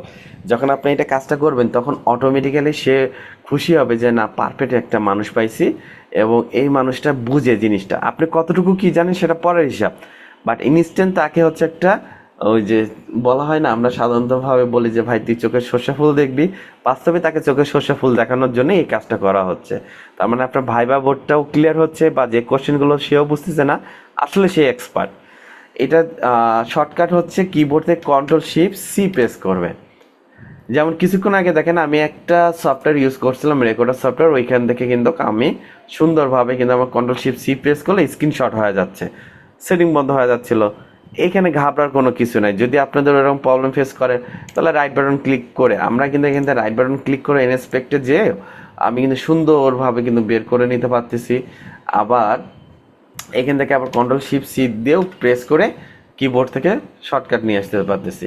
এখন এই যে আমাদের কোডিংয়ে যে বিষয়গুলো, এটা না আহামরি কোনো বিষয় না, এটা ডেভেলপার টুল মোড। এটা এখান থেকে আপনারা একটা জিনিস লক্ষ্য রাখবেন, কি সেটাকে যদি আমি একটু মার্ক করে আপনাদেরকে দেখাই, স্ক্রিনটা আশা করি দেখতে পাচ্ছেন। এই কর্নারে একটা 3 ডট একটা আইকন আছে যে আমি মার্ক করে দিছি, দেখতে পাচ্ছেন সবাই? হ্যালো, জি স্যার দেখতে পাচ্ছি। এই যে বক্সটা যেটা আমাদের যে ওপেন আছে, এই বক্সটা আমাদের ডান পাশেও থাকতে পারে, বাম পাশেও থাকতে পারে, উপরেও থাকতে পারে, নিচেও থাকতে পারে, আবার পপ আপ উইন্ডো হিসেবেও থাকতে পারে, যে কোনো জায়গায় থাকতে পারে। এইটা নিয়ে আপনার কোনো প্যারা নাই, যেটাকে আমরা লেআউট হিসেবে বলে থাকি বা অনেক ভাষায় বলে থাকি, যেমন ডক সাইটও বলে থাকি, লেআউট হিসেবে বলে রাখি, যাই যেটা বুঝে। এই যে এখান থেকে দেখেন যে কোনো জায়গায় থাকতে পারে, ডানে থাকতে পারে, বামে থাকতে পারে। এই 3 ডটটা কই আছে? কাস্টমাইজেশনে যে কন্ট্রোল করার জন্য ডেভেলপার টুলটাকে, এটা মনে রাখবেন। আমি এটা একটু নিচে রাখলাম আমার সুবিধার্থের ক্ষেত্রে। আমি এখন আপনাকে যেটা বলবো সেটা হচ্ছে স্যার দেখেন, এটার একটা কিবোর্ড শর্টকাট আছে তাই না? হ্যাঁ, Ctrl+Shift+C। Ctrl+Shift+C। জি এখানে দেখেন যে আমাদের এই কন্টেন্টটুকুর মধ্যে যদি বলা হয় এটা H1 না H2 ট্যাগ, এটাকে ফাইন্ড আউট করেন। এখন এইটাকেও ফাইন্ড আউট করার জন্য এখন মজার বিষয় হচ্ছে এখানে কয়েকটা বিষয় মাথায় রাখতে হবে আপনাদেরকে। আমি আপনাদেরকে একটু জুম করে দেখাই। এখান থেকে দেখেন এই যে এটা কি দেওয়া আছে, এই জুমটা যেটা করছে আপনারা বুঝতে পারছেন কি? এটা যে পয়েন্টটা যেখানে কার্সারটা আছে দেখা যাচ্ছে, মানে বোঝা যাচ্ছে বিষয়টা? জি স্যার। এটাকে বলা হয় select an element in the পেজের, এটা হচ্ছে ইন্সপেক্টেড টুল, এটা বা সিলেকশন টুল, আপনার ভাষা থেকে আপনার মাথায় রাখেন। আর এই পাশেরটা যেটা বলা আছে এটার নাম হচ্ছে টগল, ঠিক আছে? টগল হচ্ছে ডিভাইস, যেটা হচ্ছে আমাদের প্রয়োজন হয় ফোন ডিভাইস কনভার্ট করা আছে কি না, এটা মোবাইল রেসপন্সিভ কি না তখন। আচ্ছা চলেন আমরা এখন সিলেকশন যে টুলটা আছে না, সিলেকশন টুলটাতে ক্লিক করি। সিলেকশন টুলটাতে ক্লিক করলে আমাদের যেখানে যেখানে কার্সার নিয়ে যাচ্ছে সেখানে সেখানে ব্যাকগ্রাউন্ডটা কালার হচ্ছে না, এখান থেকে সিলেকশন অটোমেটিক। বুঝতেছেন বিষয়টা? চলেন আমরা হচ্ছে আমাদের এই টাইটেলটাতে ক্লিক করি, বা এই টাইটেলে ক্লিক করলেও হবে, বা কার্সার টাইটেলে ক্লিক করলে এখানে দেখেন আমরা এই কোডের ভিতরে এখান থেকে দেখতে পাচ্ছি। আর একটা স্ট্যান্ডার্ড ভাবে যদি বলি, এই সিলেকশন টুলটাকে আবার ক্লিক করলাম, এখানে যদি কার্সারটা নিয়ে যাই তাহলে কিন্তু সুন্দরভাবে এখানে যদি আমি একটু মার্ক করে যদি আপনাদেরকে দেখাই, আমি তো এইটাকে সিলেকশন করলাম, সিলেকশন করার পর এইখানে আমাদের দেখেন H2 ট্যাগ চলে আসছে। জি স্যার। ধরতে পারছেন এখন টেকনিকটাকে কিভাবে হচ্ছে বের করা যায়? আচ্ছা তারপরে হচ্ছে এই যে কন্টেন্টটা যেটা আছে না, কন্টেন্টটাকে পি দ্বারা প্রকাশ করা হয়েছে। পিটা আসলে কি? প্যারাগ্রাফ।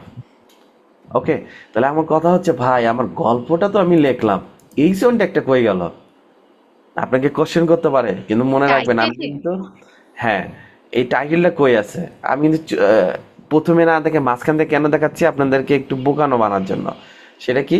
এই তো উপরে যেটা আছে, চলেন এইটার কি অবস্থা আমরা এইটা আগে দেখি। এটাকে যদি কার্সার নেই, এখন দেখেন তো, দেখতে পান H1 ট্যাগ চলে আসছে? জি স্যার। বুঝতে পারতেছেন? ঠান্ডা মাথায় যে আপনাকে যে কোশ্চেন করুক সেটা বুঝবেন, জানবেন, জানে শুনে দেন ধীরে সুস্থে তার প্রতিটা কোশ্চেনে অ্যান্সার দিতে যাবেন।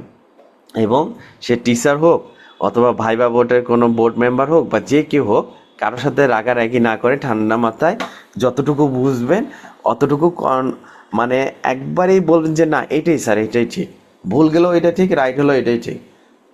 আশা করি মোটামুটি এই জিনিসটা সমস্যার সমাধান আপনাদের হয়ে গেছে, বা যতটুকু বলার সেটা আমি ক্লিয়ার করছি। এই যে স্যার বিষয়গুলো যে কোশ্চেন আপনাদেরকে স্যার বলতেছি, কি স্যার করছেন বলেন। আরেকটু স্যার যদি একটু বুঝাই দিন স্যার, আমরা আসলে সিকোয়েন্সটা স্যার আমার মাঝে মাঝে একটু প্রবলেম হচ্ছে স্যার। যে H2 H3 স্যার বুঝলাম স্যার, H2 এর ভিতরে H3 থাকবে, H3 এর ভিতরে H4 থাকবে, তাই না স্যার? H4 থাকবে না, H4 ইউজ ইন্টারন্যাশনাল ভাবে ইউজ হয় না। কিন্তু স্যার আমরা তো এখানে H3ও ইউজ করলাম না। জি হ্যাঁ, স্যার, এখানে তো কন্টেন্টের উপর অনেক কিছু নির্ভর করে রে ভাই। আপনি যে কন্টেন্টটা লিখবেন, এই কন্টেন্টটাই হচ্ছে সবচেয়ে বড় বিষয়। এই কন্টেন্টটা আপনার যদি কন্টেন্টটা শর্ট যদি হয়ে থাকে, তাহলে অটোমেটিক্যালি এটাই হবে। আমরা মূলত আমার নিজস্ব ডেভেলপ করা কিছু সাইট আছে, আমরা জাস্ট কিওয়ার্ড দিয়ে দেই, এই কিওয়ার্ডের উপর নির্ভর করে ইন্টারন্যাশনালভাবে আমাদের কন্টেন্টটাকে সাজায় দেয়। এবং এই সাজানোর মাঝখানে থেকে হচ্ছে যদি এটা H1 এর ট্যাগের সঙ্গে যদি H2 H3 H4 এমনকি 5 এর যদি প্রয়োজন হয়, সে অটোমেটিক্যালি আমাকে রেডি করে দিবে। আর যদি প্রয়োজন না হয়, সে আমাকে রেডি করে দিবে না।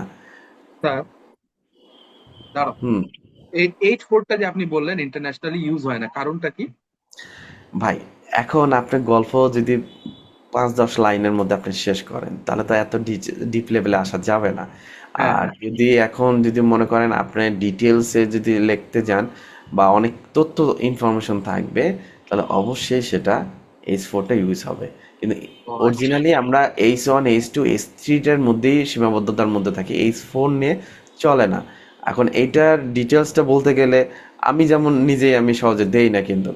আর আমার যে ওয়েবসাইটটা ডেভেলপ করা আছে ওটাকে বলাই আছে স্ট্যান্ডার্ডভাবে এটাকে মেনটেন্স করবা, এবং যাতে খুব দ্রুত এবং র্যাঙ্ক করা যায়। এখন বর্তমান গুগলে হচ্ছে র্যাঙ্ক করা আরও সহজ হয়ে গেছে এআই আসার পরে।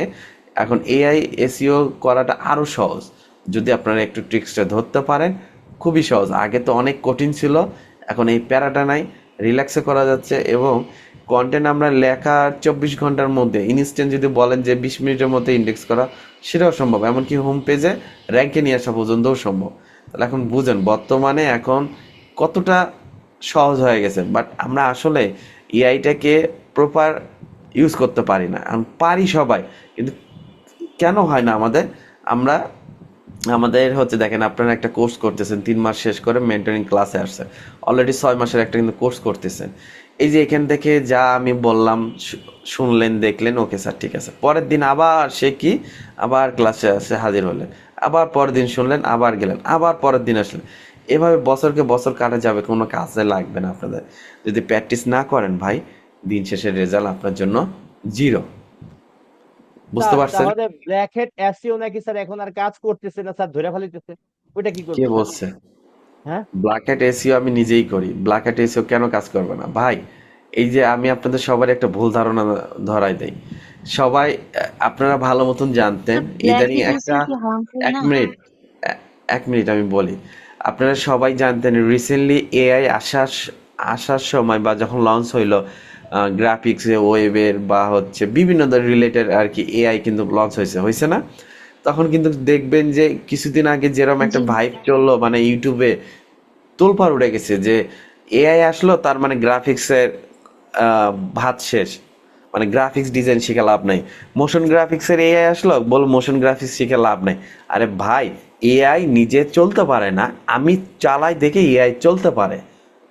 ওকে, একটা রোবট কিন্তু কোনো সময় নিজে চলতে পারে না। রোবট নিজেকে একটা কমান্ড দিলে সে তখন রোবট নিজে চলতে পারে। এখনো পৃথিবীটা পরিবর্তন আসেনি যে হচ্ছে নিজে সবকিছুর জন্ম হবে আবার নিজে চলবে, এরকম কিছু হয়নি, একমাত্র আল্লাহর নির্দেশনা ছাড়া। এই যে বিষয়গুলো যে আপনারা বলতেছেন ব্ল্যাক হ্যাট এসইও ধরতেছে, কাজ করতেছে, ভাই আসলে এই ব্ল্যাক হ্যাট এসইওটা অনেক বড় একটা সমুদ্র। এটা নদী খাল বিল না যে আমি খালি নামলাম আর সাঁতার কেটে চলে গেলাম। এই সমুদ্রের মধ্যে আপনার যদি সাঁতার কাটার কিছু ট্রিক্স আছে, আপনার সারা বছর ধরে সাঁতার কাটা যাবে না, আপনার শরীর অসুস্থও হবে না, আপনি হাঁপসেও যাবেন না, এ মাথা থেকে ও মাথা আপনি সাঁতার কেটে চলেও যেতে পারবেন। তার মানে একটা ব্ল্যাক হ্যাট এসইও টেকনিক আছে, একটা স্ট্রাকচার ডাটা আছে, সেটাকে মেনে যদি চলতে পারেন দেন আপনার সম্ভব। আমি চ্যালেঞ্জ দিয়ে বলতে পারবো যে আমি আপনাদের চোখের সামনে ট্রাফিক দিয়ে বট ঢুকাবো, আপনাদের কোনো ওয়েবসাইট থাকলে আমাকে দিবে, ট্রাফিক দিয়ে বট ঢুকাবো, বাট গুগল কোনো সময় ধরতে পারবে না এটা ট্রাফিকের বট। তাহলে আমি কেন ব্ল্যাক হ্যাট এসইওর মাধ্যমে আমি ট্রাফিক ঢুকাচ্ছি, সেটাকে হচ্ছে ওই রেজাল্টটাও আপনার হচ্ছে গুগল সার্চ কনসোল এবং গুগল অ্যানালাইটিক্সেই থাকবে এবং রিপোর্টও দেখাবে নিখুঁত ক্লিয়ার এবং অরিজিনালিভাবে এই কিওয়ার্ড দিয়ে সার্চ করে নিয়ে আসা হচ্ছে। ভাই ব্ল্যাক হ্যাট এসইওটা অনেক বড় একটা কথা, এটাকে শিখতে গেলে বা এটার পিছনে খাটতে গেলে অনেক ট্রিক্সে খাটতে হয়, আর কিছু টেকনিক অনুযায়ী যদি হচ্ছে এটাকে প্রয়োগ করতে পারেন তাহলে 100% আপনার সেফ থাকবেন। আর যদি দেখা যাচ্ছে যে সাময়িকের জন্য করলেন বা ইউটিউবে লক্ষ লক্ষ টিউটোরিয়াল আছে ব্ল্যাক হ্যাট এসইও বিভিন্নভাবে দেখায়, ওই ভিডিও দেখে যদি আপনারা ফাইনালি ওটা যে সাবমিট করেন, আমি বলবো ভাই আপনাদের মতন এই দুনিয়াতে বোকা কেউ আর নাই। কেননা আপনাদের ইউটিউবে যে টিউটোরিয়ালগুলো দেখতেছেন বা ইউটিউবে টিউটোরিয়ালগুলোর মধ্যে খালি একটা জিনিসের প্রবলেম যে ভাই কিভাবে ট্রাফিক নিয়ে আসা যায়, কিভাবে ভিউ আনা যায়, কিভাবে আর্নিং হয় ভিউ থেকে, এটাই হচ্ছে মূলত ওদের কাহিনী। কেউ 100% আপনাদের দেওয়া থাকে না। শুধুমাত্র রিসেন্টলি এই যে আমাদের ই লার্নিং থেকে বা আপনার মেন্টরিং ক্লাসগুলো হচ্ছে ইউটিউবে ছাড়া হচ্ছে, ডিটেলস আলোচনা করতেছি, এই ভিডিওগুলোই থাকতেছে। কিন্তু আমি আপনাদের হচ্ছে ভিডিওগুলো যেগুলো রেকর্ড করা হচ্ছে বা যে ফাইলগুলো শেয়ার করা হচ্ছে অনলাইন যেটা দিচ্ছে, আমারগুলো স্টপ করে রাখছে বিশেষ কিছু একটা কারণে। আপনাদের এটা ঠিক না হওয়া পর্যন্ত আপনারা পাবেন না, সময় মতন আপনারা ঠিকই প্লে লিস্টটা পেয়ে যাবেন। আচ্ছা, এই যে স্যার ক্যানোনিক্যাল ট্যাগ কি স্যার প্রবলেম করবে না? ক্যানোনিক্যাল ভাই যদি আপনার বোঝার যদি একটু ক্ষমতা থাকতো তাহলে আমি আপনাকে বললাম, আপনার কেন যেটাই বলেন না কেন ভাই, আপনার যদি খুবই যদি জানার দরকার হয় আমার সাথে একদিন বসিয়ে, ঠিক আছে? ব্ল্যাক হ্যাট এসইওর সম্পর্কে আমি এখানে বলতে চাচ্ছি না বেশি কিছু ভাই। যেখানে নেগেটিভ সেখানে পজিটিভ, আবার যেখানে পজিটিভ সেখানে আবার নেগেটিভ, দুটাকে নিয়েই কাজ করতে হয় আমাদেরকে, একটা নিয়ে কাজ করলে হয় না। এবং এগুলোর কিছু ট্রিক্স আছে, এই ট্রিক্সগুলোকে মেনে আমরা সবসময় দেখি, দেখেন গুগল যতই বলুক যে না আমি পারফেক্ট, যেমন অ্যাপেল যতই বলুক আমি পারফেক্ট, ভাই এদের কোথাও না কোথাও একটা দুর্বলতার জায়গা আছে। এই দুর্বলতার জায়গাগুলো হচ্ছে অনেক মানুষজন এটা খুঁজে বের করে, এগুলোর মেথড যেগুলোকে বলা হয়, এই মেথডগুলো কিন্তু অনেক জায়গায় সেল হয়, অনেক জায়গায় থাকে। এগুলোর মধ্যে কি করি, এগুলো থেকে আমরা একটা একটা করে মেথডগুলো খোঁজার চেষ্টা করি, ইনফরমেশনগুলো নেওয়ার চেষ্টা করি, বিভিন্ন রিসার্চ করি। যেমন আপনাদেরকে একটা অ্যানাউন্সমেন্ট মনে হয় আমি দিয়ে দিয়েছিলাম যে খুব তাড়াতাড়ি আপনাদের হচ্ছে বিডিবি লিড জেনারেশনের একটা কয়েকটা বিষয় নিয়ে আমি ক্লাস নিব। আপনাদের গুগলের যে মানে হিস্টোরিটা কিভাবে এটাকে অ্যানালাইসিস করতে পারবেন আপনারা, এবং যে কোনো টার্গেট অডিয়েন্সদেরকে খুঁজে বের করার একটা ক্ষমতা থাকে, সেটা আই থিঙ্ক সবাই মনে হয় এটা মনে আছে, আপনাদের মনে হয় মনে আছে কি সবার? মনে আছে তখন ওই জিনিসটা আপনারা বুঝতে পারবেন যে হচ্ছে মূলত কাহিনীটা কোন জায়গায়। ওকে, আশিকুর রহমান কি জানি বলতে চাইলেন, বলেন। নাই, আশিক আপাতত নাই। ওকে, তাহলে আমরা মোটামুটি H1 H2 H3 ট্যাগগুলো সম্পর্কে গেল, এই বিষয়গুলো নিয়ে আমরা রাখলাম। এখন ভাই ওয়ান পেজ এসিও সম্পর্কে মোটামুটি অনেক কিছুই করছি। আচ্ছা দেখি আপনাকে প্রথম থেকে শেষ পর্যন্ত আমার আজ পর্যন্ত আর কি ক্লাস কি করছেন তার একটা ছোটখাটো একটা পরীক্ষা নেই আপনাদের কাছ থেকে আমরা। আচ্ছা, রেডমি নোট 9K স্যার আমি হোয়াটসঅ্যাপ গ্রুপে জয়েন হই নাই। আপনার প্রপার পরিচয়, আপনার নামটা যদি না দেন আমি আপনার লিংক দিতে পারবো না। স্যার তানিয়া খাতুন। কোন জায়গা থেকে বলতেছেন? ফরিদপুর ব্রাঞ্চ থেকে। আপনি কি দুইটা ডিভাইস থেকে জয়েন করছেন না একটা ডিভাইস থেকে? স্যার আমি কম্পিউটারে জয়েন করছি, ওটা হচ্ছে মাইক্রোফোন কারণে আমি ফোন দিয়ে আর কিছু আপনার সাথে কথা বললাম। আচ্ছা, যে কাজটা এই মুহূর্তে করবেন, আপনার ফোনের সাউন্ডটা, আপনার ফোন দিয়ে তো আপনি কথা বলতেছেন, আপনার হচ্ছে পিসি সাউন্ডটা অফ করে রাখবেন এবং হচ্ছে ফোনের সাউন্ডটা খালি চালু রাখবেন। আর শাহাউদ্দিন আহমেদ নাকি জানি নাম, আপনারাও হচ্ছে দুইটা ডিভাইসে জয়েন আছেন, একটা ডিভাইসের সাউন্ড অফ করেন, যে ডিভাইস দিয়ে কথা বলবেন সেটা চালু রাখেন। আর রেডমি 9 নোট আপনার হচ্ছে প্রোফাইল নেমটা চেঞ্জ করেন, চেঞ্জ করলে অটোমেটিক্যালি আমি আপনাকে যে হোয়াটসঅ্যাপ গ্রুপের লিঙ্কটা দিয়ে দিব, আর যদি না চেঞ্জ করেন ভাই তাহলে আমার পক্ষে সম্ভব না। আসসালামু আলাইকুম স্যার। স্যার ওয়ালাইকুম অ্যাটেন্ডেন্স আসসালাম। শিটটা একটু স্যার দিবেন স্যার। আপনি প্রত্যেকটা কখন লেটে ক্লাসে গেছে জয়েন স্যার। করছেন? ক্লাসে কখন স্যার জয়েন আমি করছেন এটা হসপিটাল বলেন থেকে আগে। আসছি স্যার একটু আগে স্যার। দিলেন তো একটা অজুহাত ধরে। স্যার কি আর একদম করবো? বিশ্বাস করেন স্যার, আমার গরম গরম প্রেসক্রিপশনটা আছে আছে হাতে স্যার। ওই প্রিসক্রিপশন কি গরম গরম থাকে? যাক, হাসাই না হাসেন না। আচ্ছা দিয়ে দিছি না। ওকে, তার আজকে প্রথম শুনলাম গরম প্রেসক্রিপশন। হ্যাঁ হয়েছে, থাক আর দুষ্টামি করেন না ভাই, অনেক দুষ্টামি করছেন, মাথা মাথা গরম আছে বুঝছেন। আপনাদের এই কিছু কিছু স্টুডেন্ট আসে, ওই যে কয়েকজনকে তো ব্ল্যাক লিস্টে ফেলাই দিছি, আবার দেওয়া লাগবে। প্রতিদিন দিতে দিতে না আমার বিরক্ত উঠে যাচ্ছে। ওকে চলেন দেখি, আপনাদের ছোটখাটো একটা পরীক্ষা নেই। এই পরীক্ষাটা যদি পাস করতে পারেন আমি বুঝতে পারবো যে এক্স্যাক্টলি আপনারা আসলে ক্লাস করছেন। ও স্যার, গতকালকে মনে হয় আপনি আমাদের একটা কাজ দিয়েছিলেন ফাইবারে। এটা পরে যাচ্ছি, আসতেছি, ওটা মনে রাখেন। আপনি আপনার নিজ দায়িত্বটা মনে রাখেন, আমি আগে একটা কোশ্চেন শেষ করি আগে। আচ্ছা, কোশ্চেনটা হচ্ছে এটা,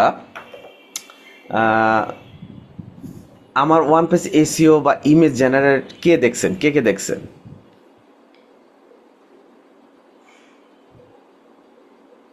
শেষ, সবাই ইন্তেকাল করছে, ভয়ে আর কথাই বলে না। এটা কোনো কথা? তার মানে কেউ দেখেননি? স্যার আবার একটু বলেন, বুঝতেই পারলাম না আর কি। হ্যাঁ ম্যাডাম, আপনি তো প্রথম থেকে ছিলেন আমার ক্লাসের, তাহলে আপনিও তো বলতে পারলেন না। কোশ্চেনটা ভালো মতন শুনেন সবাই আবার। তা হচ্ছে আমি একটা ওয়ান পেজ এসিও দেখাইছিলাম, তারপরে 100% এসিও করাও দেখাইছিলাম, এবং একটা ইমেজ এআই দিয়ে জেনারেট করেও দেখাইছিলাম। কপিরাইট মুক্ত করছিলাম কিভাবে।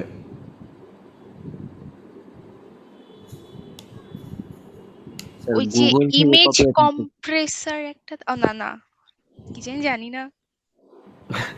ওয়েবসাইটের নাম মনে নেই, কিন্তু যে ইমেজ স্যার এটা কি প্রপার্টিজ থেকে হচ্ছে স্যার ইমেজ সম্পর্কিত মেটাডাটা ক্লিয়ার। করে কি স্যার? মেটাডাটা ক্লিয়ার, এটা তো ওকে, ও মেটাডাটা রিমুভাল যেটা। হ্যাঁ এইটা এখন তো মনে পড়বে যে আশিক বললো দেখে এখন তো, ও আচ্ছা আচ্ছা এইটা ছিল, এটা এই হচ্ছে দেখেন আপনাদের সমস্যা। রে আল্লাহ, আমি কোন দুনিয়া যে বাস করি এদেরকে নিয়ে, আপনাদেরকে নিয়ে কনফিউশনের তো মধ্যে। দেখেন স্যার, আমরা তো বলতে পারছি। আহা, আপনারা বলতে পারেননি, একজনই ভালো মতন বলছে, তারপরে ওইটা শুনে সবাই ও আচ্ছা আচ্ছা স্যার এটা। হ্যাঁ ঠিক আছে। মানে পরীক্ষার খাতায় যা পরীক্ষা মানে অ্যান্সার দিতে যা কি হয়েছে মনে নাই, পাশের জনের কাছ থেকে বা স্যারের কাছ থেকে কথা বলতে বলতে জিনিসটা শুনে ও আচ্ছা হ্যাঁ স্যার মনে পড়ছে। মানে ডায়লগটা হচ্ছে আপনাদের এইরকম কাহিনী হয়ে গেছে, তাই না? জি স্যার। ওকে, ওয়ান পেজ এসিও অনেক কাইন্ড হার্টেড পারসন, আপনি কাইন্ডলি আরেকবার রিভাইজ করে দেন আমাদের জন্য। ভাই, এটা আমাদের জন্য অনেক উপকার হয়। আমি যে এতক্ষণ যে ক্লাস নিচ্ছি, আমার গলার ভয়েসটা আপনারা চেঞ্জ পাইছেন কিনা জানি না, আমি একটু মোটামুটি ভালোই অসুস্থ, তারপরও আপনাদের কিন্তু ক্লাসটা হ্যাঁ নিচ্ছি। স্যার, আমি আজকে 2 দিন যাবত টের পাচ্ছি, 2 দিন 3 দিন যাবত আপনি অসুস্থ, আপনি ঠান্ডা লেগেছে, গলা বসে গেছিল।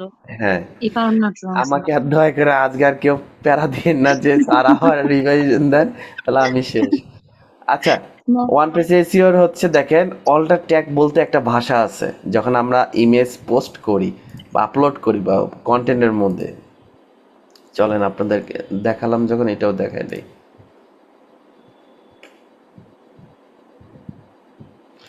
স্ক্রিনটা একটু শেয়ার করে, কই হলো? আচ্ছা, স্ক্রিনটা দেখতে পাচ্ছেন?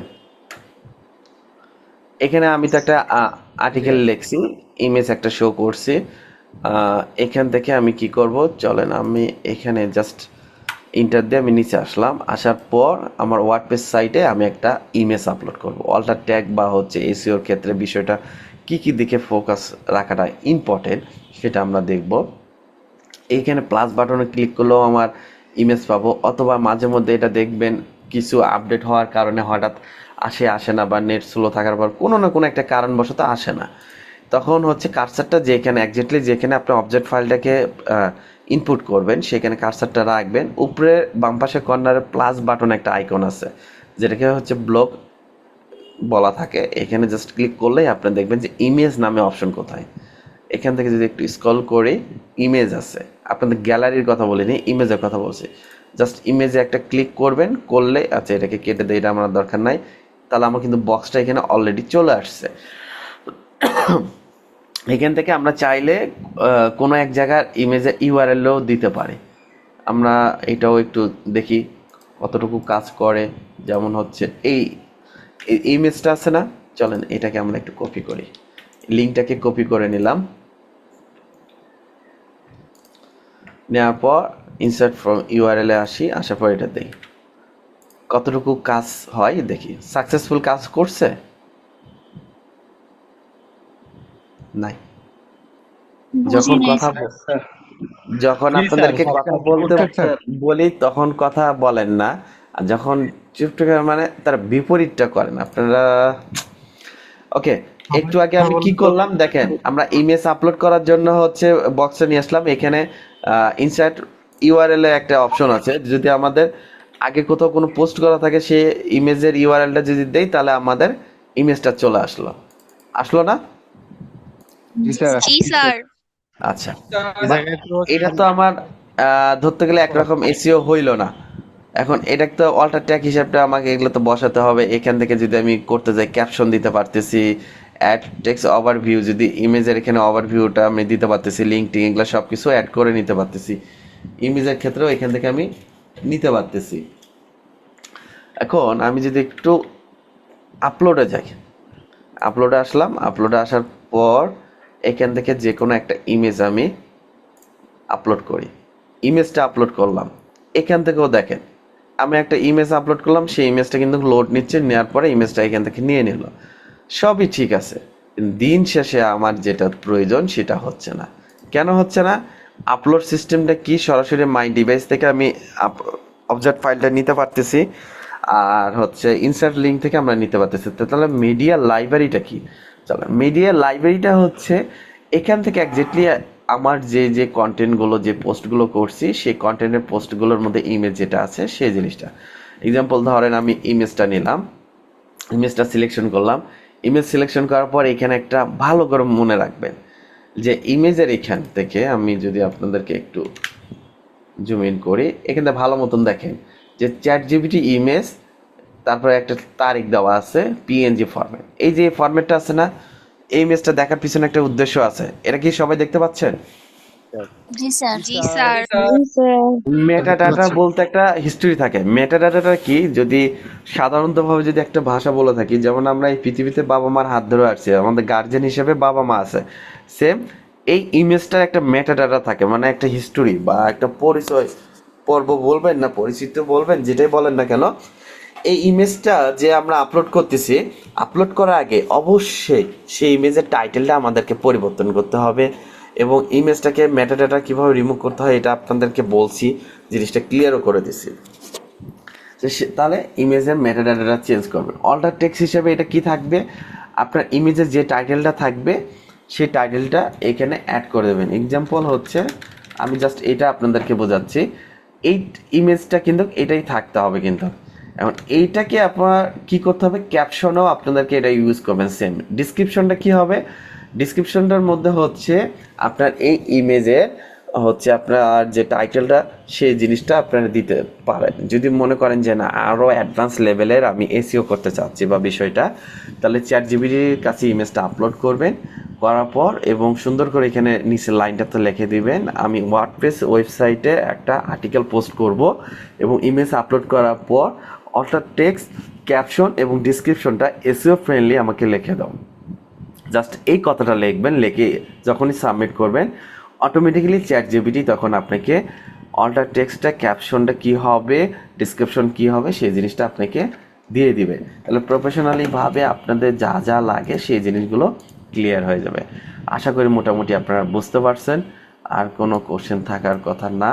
এটাকে যদি আমি সাবমিট করি, একটা কোশ্চেন আমার ছিল, 1 মিনিট, তখন আমি ইমেজটা সাবমিট করলাম। সাবমিট করার বলতে ওই যে অল্টার ট্যাগ যেটা দিলাম, চাইলে এটাকে রিমুভও করে দিতে পারি, রাখেও দিতে পারি, কোনো সমস্যা নাই।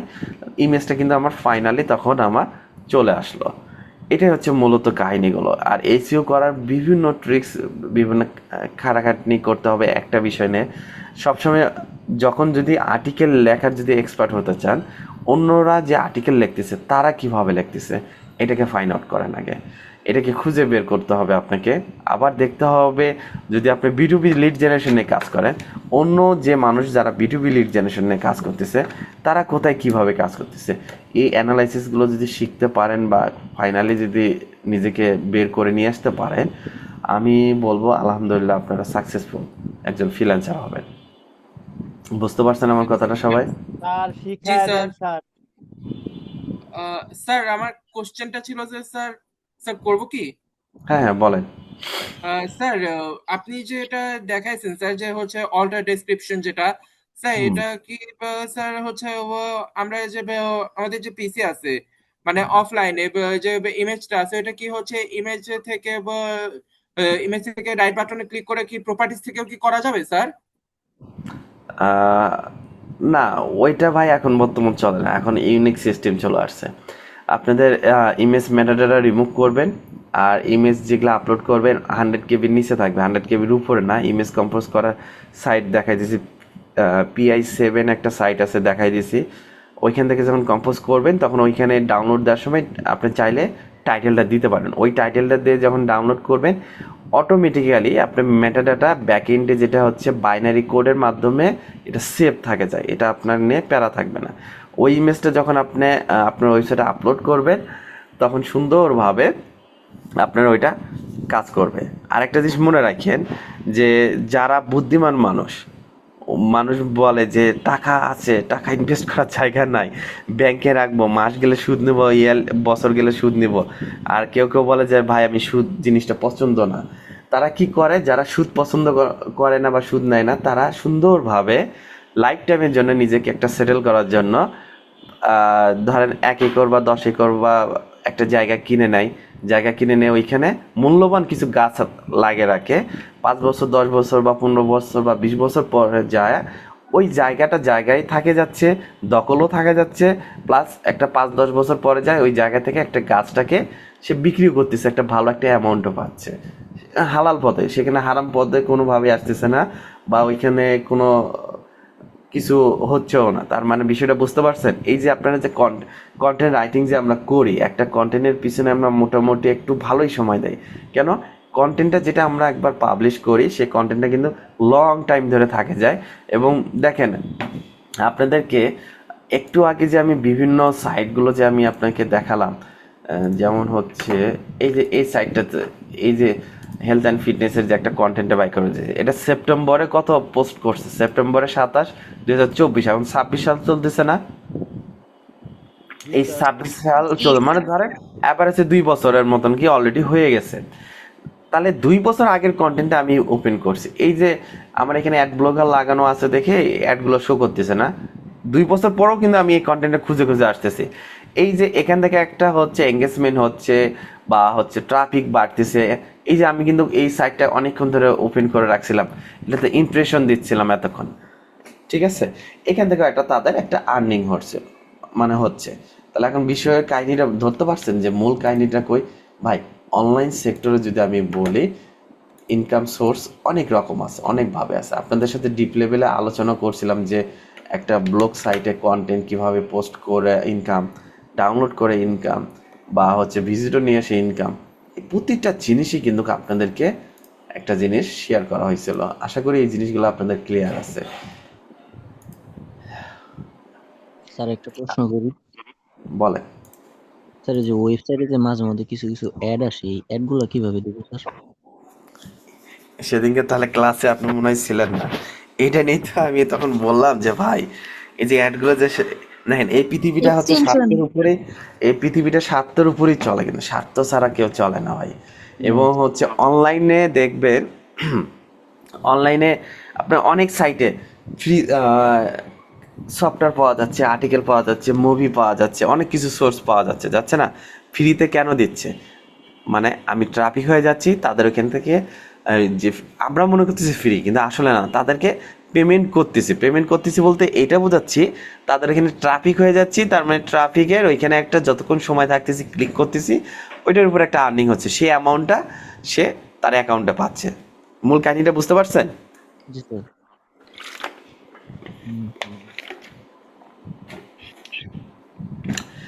ওকে, আমি আজকের জন্য এখানে ক্লাসটা স্থগিত করলাম। মোটামুটি শরীর অবস্থা আরো বেশি খারাপ হয়ে যাচ্ছে, আর বেশি কথা স্যার বলতে পারবো না। স্যার ওইটা বলে যান। অলরেডি অনেক কথা বলে ফেলছি। Sir, you বলেন should take risk. সুমাইয়া, কি বললেন স্যার ওই বুঝতে যে পারিনি।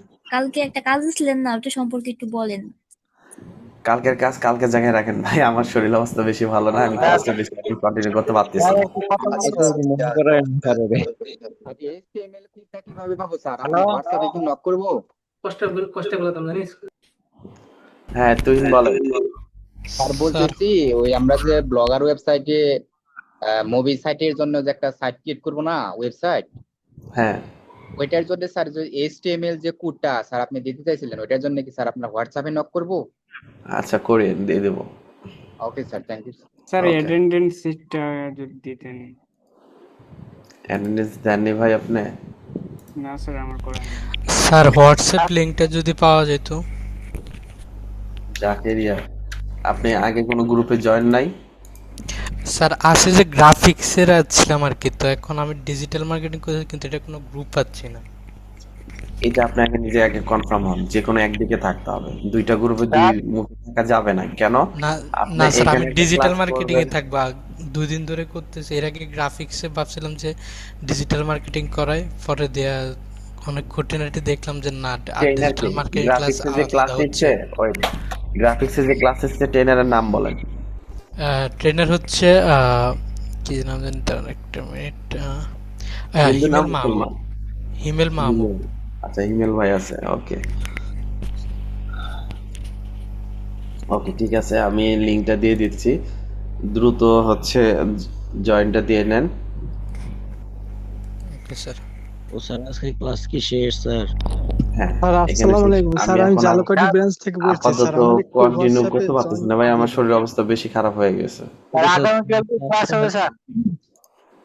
জি স্যার যাই তাহলে স্যার। আগামীকাল কি ক্লাস হবে? বুঝতে পারিনি। আগামীকাল? জি ভাই আপনারা হচ্ছে কালকে কি বলে, কালকে শুক্রবার স্যার, একটা কথা ছিল স্যার। স্যার সকালে কি গ্রাফিক্সের ক্লাস হয় না, নিচ্ছেন না এখন? তাহলে কে নিচ্ছেন স্যার? সবাই নিচ্ছে ভাই। ও স্যার যাই তাহলে স্যার, আল্লাহ হাফেজ। ওকে, সবাই ভালো থাকেন স্যার একটু কথা বলতে। আল্লাহ হাফেজ স্যার। হ্যাঁ,